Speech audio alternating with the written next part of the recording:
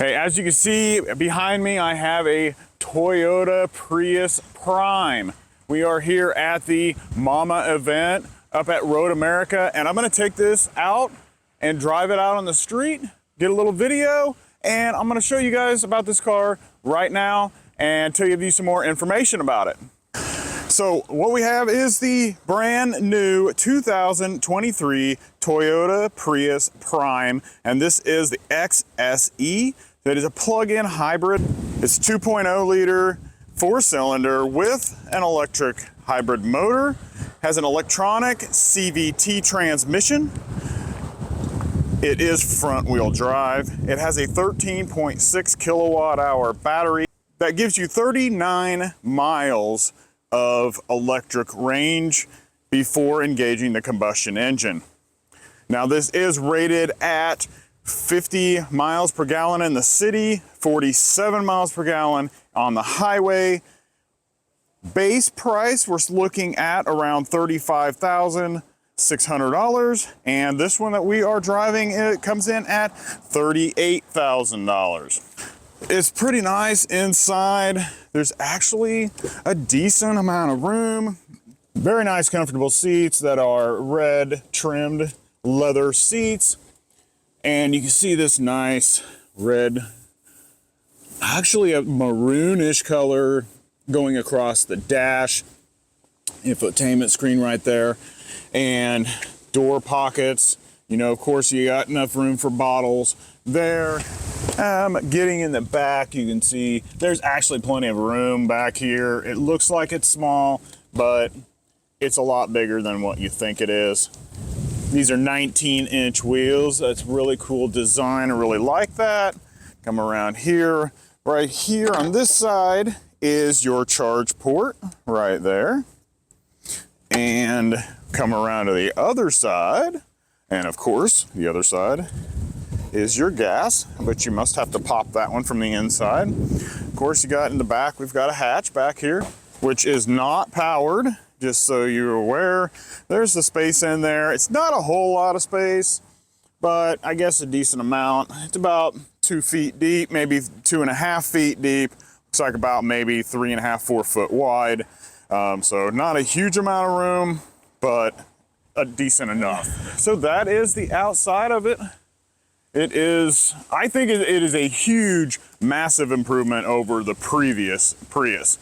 And this is something that I would not mind driving every day, especially running back and forth to work. Pretty cool. So let's get this out and let's go take it for a drive. But let's go check this out. Now this shifter is a little bit different because to go to drive, you actually push over and then all the way down, which is interesting. And then from there, you can press down to B for your regenerative braking. And I like to drive that way. So let's go. Now this does have 220 horsepower, and I just saw some people leave, so maybe I'll just follow them and we'll go on from there. So 220 horsepower actually is really, really good for a hybrid. This, of course, you know, it's just a 2.0 liter 4-cylinder engine, but it doesn't need a lot of power. When you have that electric drive assist, it really gives you that instant torque. And this is just awesome being out here at Road America.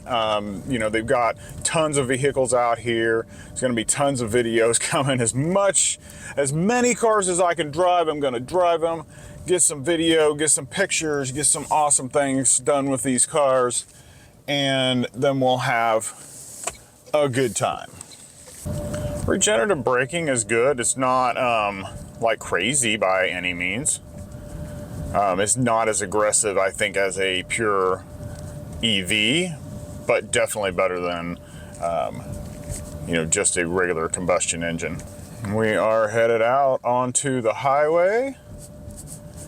We are gonna follow this Chevy Trax that's out here in front of us. And we'll just say, let's just go where they go. Let's give it a little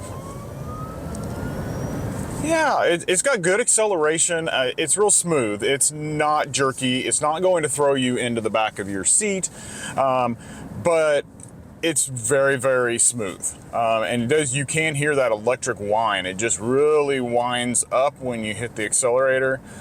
The best part about doing this here is that they have all these winding roads, and it's a lot of fun. And we got railroad tracks, so super smooth over the railroad tracks. You can see I have a lot of room in here, especially with this sunroof, but it's just really comfortable in here.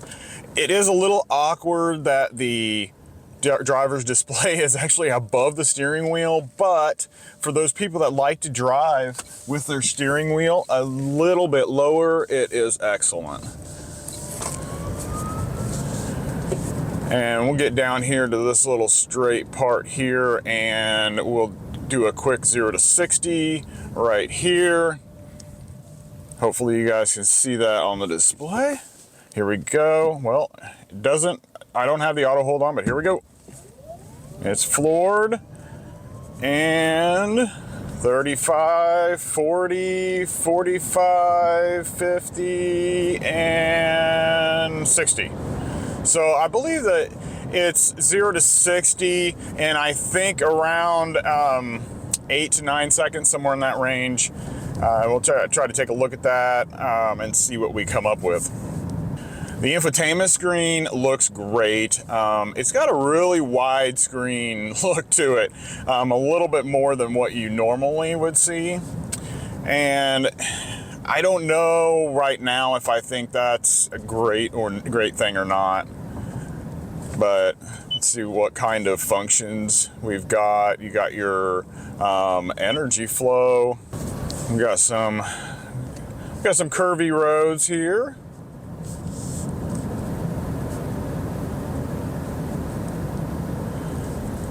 It's a lot of fun. This is pretty cool. 25 down through here, but this thing really sticks to the road pretty well. It's not too bad. Now, we're not going anything crazy. We're only going about 30 right now, but there are some tight, narrow corners.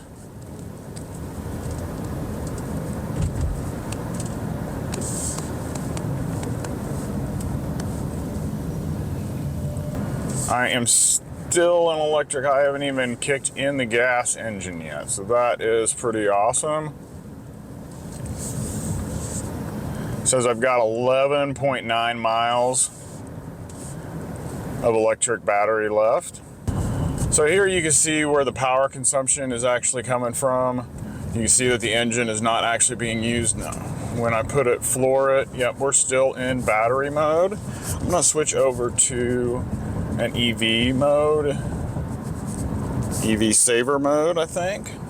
Stay on the road here. These are some fun corners. Now you can see we actually engaged the engine.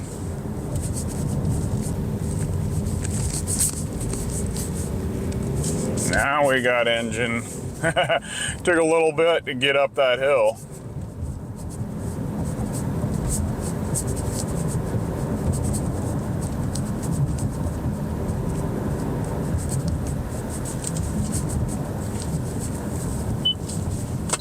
Screen seems to be pretty quick. You can hear that engine now winding. But we've been in quiet mode, basically battery mode this entire time. It's doing great.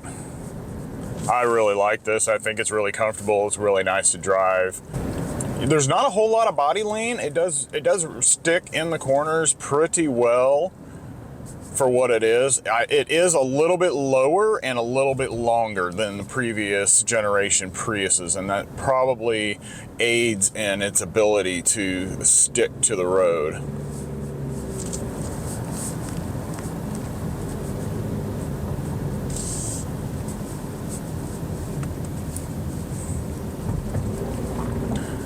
I do like that they have the buttons down below here to control all of your climate control. and they stuck with that instead of putting it up in the infotainment screen like a lot of others are doing. This navigation is a little awkward because it's telling you to get over, or it's wanting you to turn after the actual turn, so it's not reading that very well. So we are just about done with our drive in this Prius, and it sounds great in here. It's nice and quiet. Really impressed with it. Thank you for riding along with me, and I hope to see you in the next one.